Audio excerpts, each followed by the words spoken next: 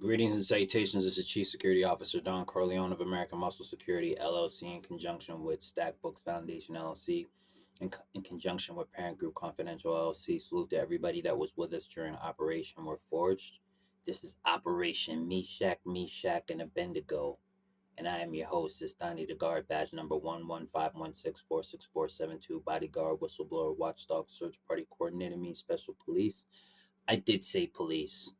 So, it is 10:11 a.m. Wednesday, December 3rd, 2025. We're coming up on a new year. What's your New Year's resolution?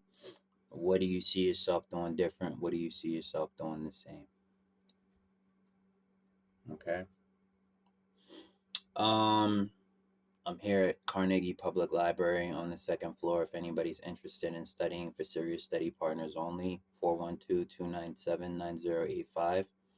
HearMeRow@yahoo.com. That's the email. Stackbooksfoundation@gmail.com is flooded right now, like the email. So you can contact me through those means. And also, if you're interested in sparring, I'm looking for sparring partners, weight buddies. Same thing. 412-297-9085. HearMeRow@yahoo.com. Let's lift. Let's train. Let's perfect our row. Okay. So today, what am I doing today that is different than what I did yesterday? Yesterday, I'd say I did pretty good for myself. My driver's license had my old address on it, so I had to go down to the DMV and get a change of address on my license. So I prioritized. I did that. Um, you know, I saw the videos that I put up. I went to the gym, worked out, so that's good. Today, I brought along with me to the library my tent. Not obviously because I'm going to pitch a tent here at the library, but after I get done studying, I'm going to practice pitching my tent and then disassembling it and packing it up and see as the days progress how speedily I could do that. Not for any particular reason, but you know, let's say I'm late, I gotta go catch a bus. I want to be able to pack up my gear and get going. Same thing, early bird gets the worm. I'm out there. I see a good place to pitch my tent so I could study my marine biology, my forensic science. I got my remote lab with me. So I pitch my tent and I get and my tent is up so I can begin studying, immediately after that. So what are some of the things that I did wrong last season when you were watching and I was presenting to you Operation Get Well USA. Um, I was doing a lot of slacking. I really was. You can't slack. I myself can't slack. You know what I mean? And this is not me saying it for you to put into practice. This is for me to make sure that Operation Meshach, and Abednego isn't anything like Operation Get Well USA, which was a real operation, but it was a solo operation, and that's another thing. I needed to get more people involved for it to be what I want this one to be. Um, and I wasn't. I was doing isolating. I was isolating a lot, and it's not that I was isolating 24 hours in a day. So I would wake up and on a normal day I would come to the library.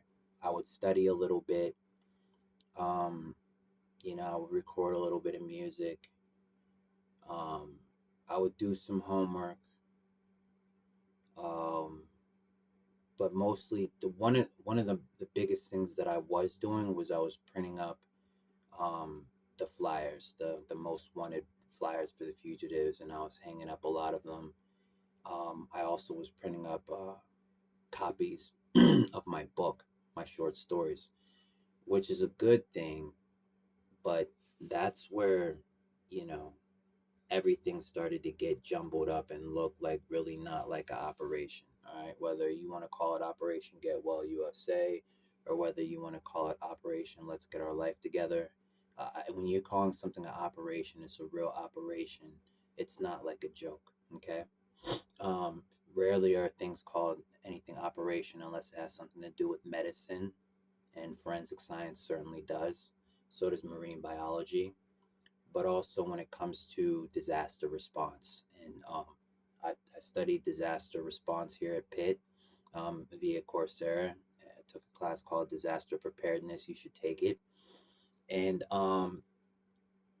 so when you watch the videos, you would see me posting up signs on the pole, but then I would just stand around and, you know, I would try to engage people and talk to people like, hey, would you like to help me pass flyers, or do you know, have you ever seen this person before, do you know anything about it, etc., etc. But then in the in between time, I'd be sitting there like reading stories from my book, like this is my short story. And that can be a good thing, but in a bad way, it can be bad, because, you know, reading my short stories in between doing that put attention on me, like I'm trying to sell you something, right? That's not my MO in me hanging up the fugitive signs and turning around and asking for a donation. That's not what that is. But that came with a lack of organizational skills, okay? Organizational skills, they don't come overnight. Nobody's born with organizational skills. Um, it's something that you pick up from realizing that okay, this is not a good idea. This is causing me to get too tired. Okay. So, what I should have done, and what I look forward to doing more so in the future, is separating my routine from another routine. So, my goal is to be an author, and is to have my book heard and sell copies of my books and get donations, as well as my the volunteering. I want to help out the community through hanging up signs of fugitives, etc., and help out law enforcement, you know, volunteering like that, just not on the same day. So let's say, you know, and this is where organizational skills come in. You make a you make a schedule. I make a schedule, okay? Now behind this cell phone that I'm recording this video on is my laptop, but my laptop is charging right now. So I go on my little laptop and I go into my schedule, my daily planner. Every cell phone, whether it's Droid or Apple, I have both. I have a Droid phone, I have an Apple phone, I have a Apple laptop, but I also use Windows whenever I come to the library, to use their computers, to print stuff up. Every one of these devices has an app store where you, or a Play Store where you can go in there and daily planner, okay, and you download it. I put it on my phone, I download it, I put it on my Mac, right? And there I go, making my daily plans, okay? It's really savvy to have a secretary or an apprentice, okay? But before you have an apprentice, you got to be the apprentice, okay? That way you know what to tell the person to do so that they don't do it sloppy. You know it because you did it before, as opposed to you know it because it looks like it's gonna work from an outside perspective, but you never tried it out yourself. So I you know, okay, boom, start from the beginning, okay, and this is what I, you know, I'm putting into planning. This is what is a means of getting done, you know, things in an organizational way, as done by many people before, right? Okay, what is my schedule like on an everyday basis? Okay, so I get up in the morning, I brush my teeth. Okay, so, okay, let's say sometimes I forget. even if it's the most simple thing. What time do I usually get up? Okay, so me, I usually get up around approximately like 6:30 every day. Okay, so I put 7 o'clock, brush my teeth first thing. Underneath, wash my face. Underneath, shower. Okay, underneath, make breakfast. Underneath, make my bed, etc., etc. All these things. Okay, underneath, catch the bus into town. Underneath, um, get off at the library. Okay, underneath, study the material that I'm going to need for being out in the field. Okay, etc., etc. So all these things are planned from 8 o'clock until noon. So by the time it's noon, I'm out in the field and I'm doing everything that's on my planner.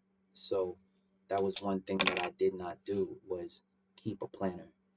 Without a planner, unfortunately, your days are going to look like mine did during Operation Get Well USA, which were not planned at all, disorganized, cluttered, just showing up on a curb with a bunch of supplies that I got from churches to give me stuff, which I had enough to hand out to other people, and I did. I gave out bottles of water.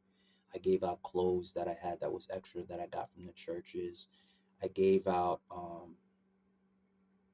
pamphlets and flyers to pantries where people can go and get the stuff themselves.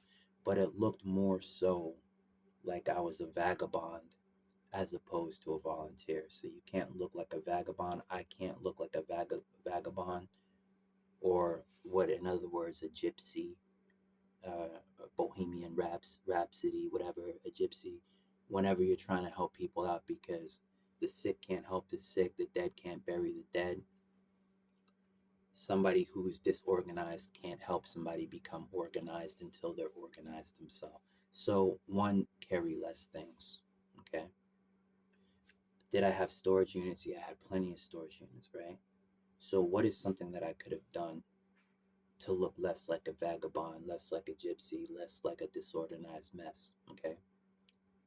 In the morning, instead of going straight here to the library, I could have gone to my storage unit first, dropped off extra stuff so I don't walk into the library looking like a vagabond, or go to here to here to here looking like a vagabond, and then go to the storage unit last. If you watch my videos from last season, from Operation Get Well USA, a lot of times I didn't make it to my storage unit until afternoon, which is not good. It's not good at all. So start off by carrying less. So this season I'm definitely doing that. Number two, being a volunteer. These are some of the things that I've learned. These are not just things that advice that I'm giving you. This is a reflection. These are things that I'm working on myself to keep myself into practice so I don't repeat past mistakes. Um, Foundations. Okay. Gotta have a solid foundation. Being in school, I learned. Um, and being a volunteer or working, whether it's DoorDash, whether it's, you know, um, self-employed, um, business manager, self-employed security guard, whatever you are, you not only have to have an address, you have to have a physical address. You have to have a physical location. You have to have a bed. You have to have a roof over your head. And this is something that's been beknownst to me even as I was out there with no roof over my head. No, and this is the key, no constant roof over your head. It has to be constant, because you're camping when you have a constant roof over your head, or you're working when you have a constant roof over your head. But while you're at work, you're in the field and you're using a tent and you're using camping gear, because you have a foundation to get back to. Because I have a foundation to get back to when the camping trip is over, when the 8-hour day at work is over, or when the tour is over, etc. So you're touring. Let's say this is music in a perspective as a business manager. You're touring with a rock band, or you're touring with a hip hop band, or you're the band yourself and you're your own business manager. You're touring when you have a constant foundation to get back to, a constant roof over your head, so that when the tour is over, you can go back to it, as opposed to, so what do we do now? Okay. So I got too comfortable. But now I actually have not just a roof over my head from couch surfing or hotel, hostel, um, shelter, Holiday Inn, friend's place, etc. None of that. I have my own physical address. So all I have to do is make sure that, number one, that physical location is taken care of. And just like yesterday, and the days before, what's the first thing that I do? I make sure that my rent is taken care of. Okay. I make sure that I have money in the bank just in case worse things happen. I can go to the bank and draw and take care of my foundation. So know know my foundation. This is not me telling you. This is me reminding myself. Know my foundation, and do, by all means, protect my foundation, protect that roof over my head, etc. That's another thing. I changed the address at my bank. I updated it to my new address so that they can mail stuff not to my old address. They can mail it to my new address. Okay. Um, but I became too comfortable. You know what I'm saying? Camping. I enjoyed being outside. It's fun. It's fun being out in nature. Um, it's fun, uh, because it's it's just nature. If you're into nature, if you're into the great outdoors, then you know what I mean. Fishing, um, hunting, whether you're getting prepared to hunt. I'm in the midst of studying to get my archery license. Um, just etc. Hanging up signs, um, looking for, like, imagining a scene of how it could be, clues, like investigating, what I mean, type stuff, like criminology stuff, marine biology stuff, seeing what you could do in the meantime while you're doing the forensic science, what you can do as a marine biologist to help the environment, because you protect the environment, you protect Mother Earth, you protect the scene of the crime, so it doesn't look, so you can figure it out, basically, or help, the authorities figure out whatever. um but so, foundations, I have a foundation now, a more solid foundation. I have money in the bank. I have a planner. I'm carrying less stuff. You know what I'm saying? Doing things in order, etc., etc. Operation Meshach, and Abednego. So let's talk about it a little bit more. Um, where did the name come from? The Meshach, and Abednego. It's a scripture in the Bible. It's a story about three little boys, Meshach, and Abednego, who somehow found themselves in hell, and they were at whims, or at a loss for, you know how they're gonna get out of hell. Suddenly, a figure of a man appeared walking towards them in the fire, saying, "Be still and know that I'm the Lord," or whatever is the line that was said. um, have no fear, I am the Lord, I'm going to get you out of here, or whatever. And then he grabbed them by the hand and walked them out, and they walked out of the flame unsinged. So I thought of this name whenever I was incarcerated.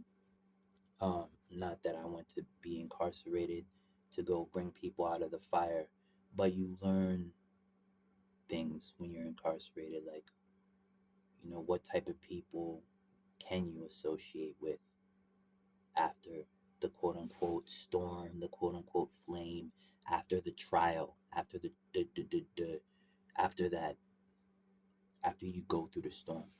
Okay, who can you associate with? And you see it a lot. Like, there's some people that you just can't help.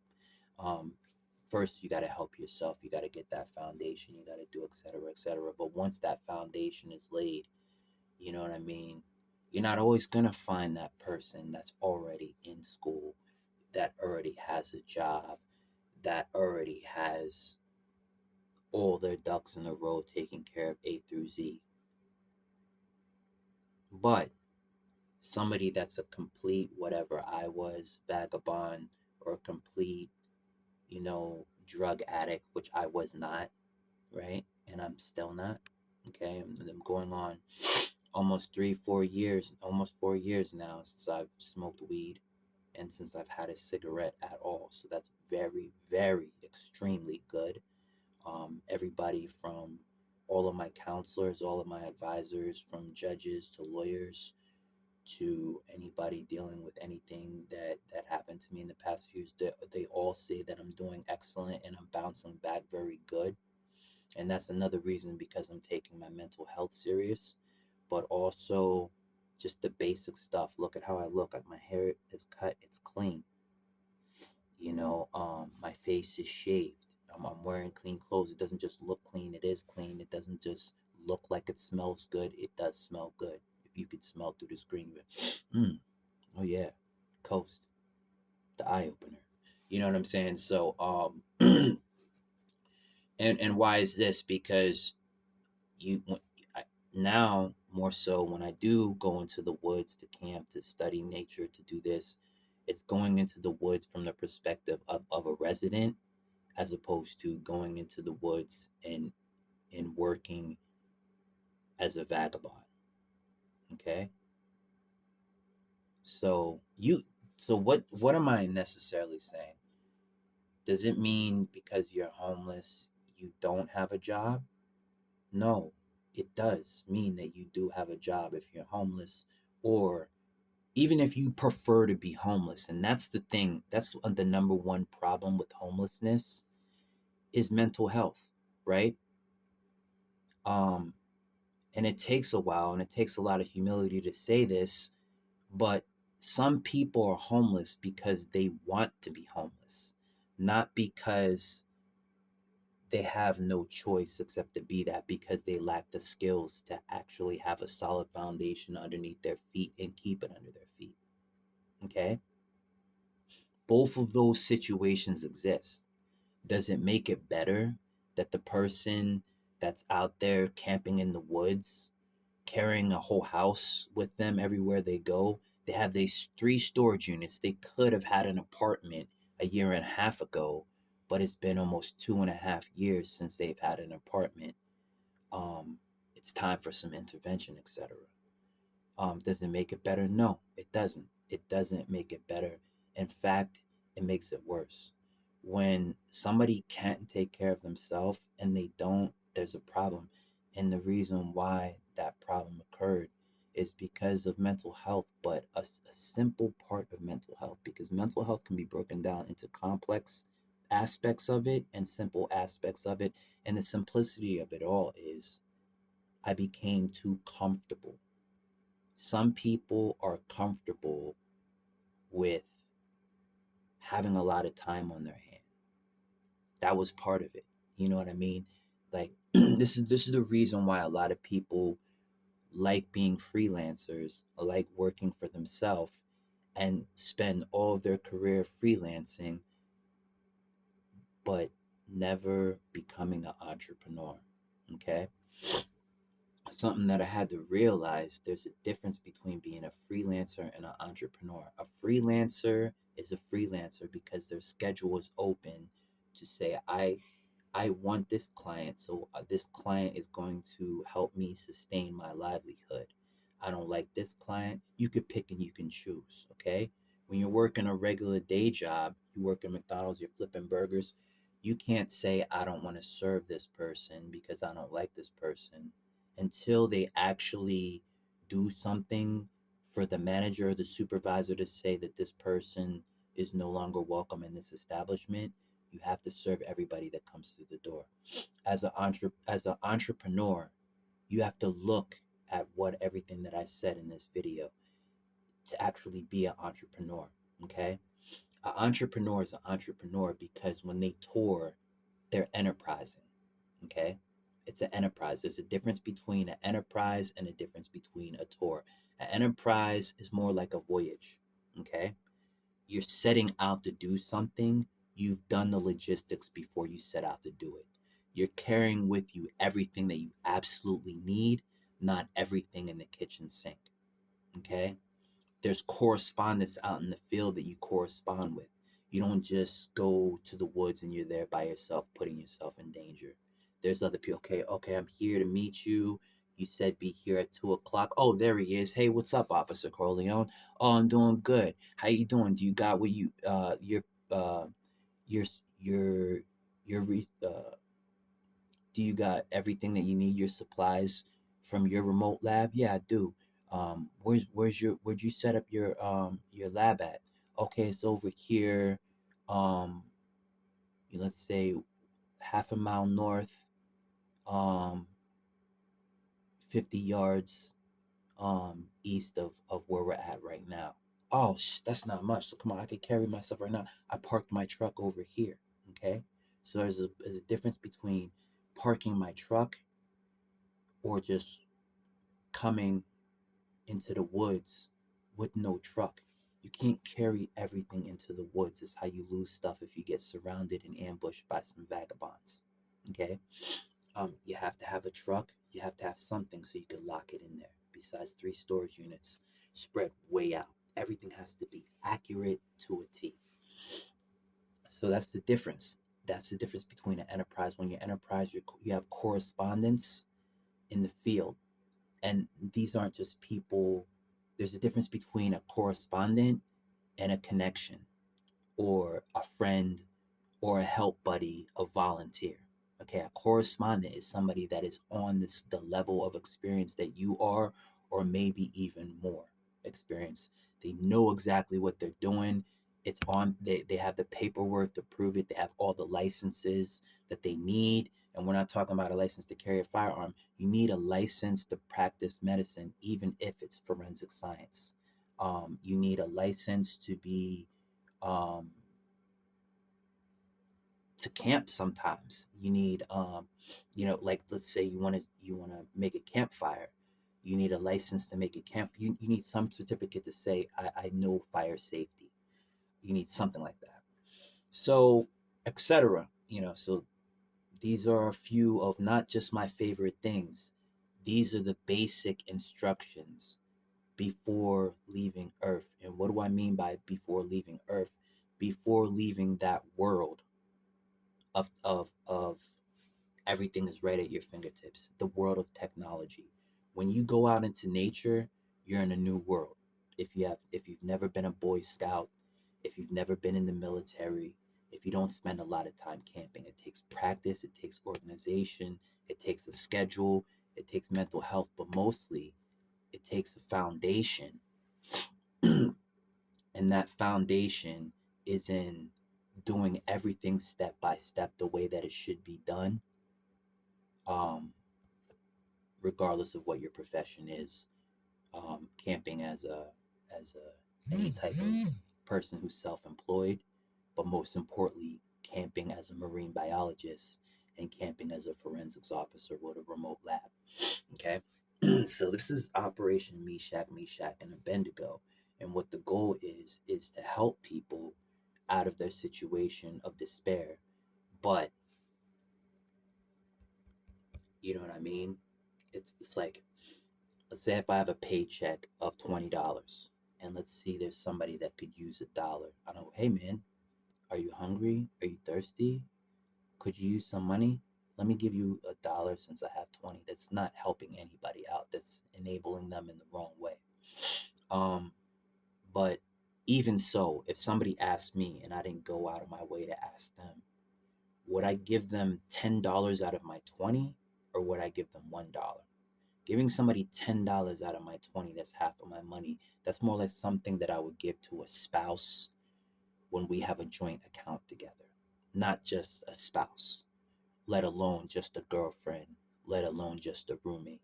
But even so, it's more so fit that I do this with somebody like a roommate or somebody that's a close lifelong friend. You don't give strangers money. I don't give strangers money. But even so, even supplies. Every part of your remote lab counts. Every one of your supplies count. Write everything down, cross every I, dot every T, and make sure that when you go to help out somebody, you have enough relief to get back to your foundation. And that's what today's studies is about. It's about foundations. I'm going to be here in the library. I'm going to be studying just every, not just every aspect about camping, but every aspect about being self-employed businesses, scholarships, grant proposals, research, and just everything that pertains to my major in the library today. So if you want to meet up with me and study with me in the library sometime this week, you're more than welcome to. It's not uh, Operation Get Well USA anymore. It's Operation Meshach, and Abednego. And the goal is to come to a 360 uh, degree response in my daily pursuit of what I pursue every day, to have that training, to have that down when it comes to disaster preparedness and when it comes to everything that I'm going to need to survive through in 2026. So that's my goal. 2026 is coming up soon. Disaster response. And I wish all of you a good week. Kids, don't try this at home. Parents, put your parenting controls on your videos. Don't let anybody watch anything Prince Ra affiliated or Officer Corleone affiliated. My stuff is for a mature viewing audience and not for anybody who's too sensitive to forensic science or anything entails, explicit lyrics of my music. But yeah, try and get a hold on your addictions. If you need somebody to pray with you, uh, um, I've been putting prayer in my life and it's helped a lot. If you need somebody to help study with, this is what I'm here for. Let's study, let's stay healthy, and let's keep this foundation under our feet, and keep this practice um, non-vagabond like. Let's stay organized and let's get some things done. It's 2026. Let's do it.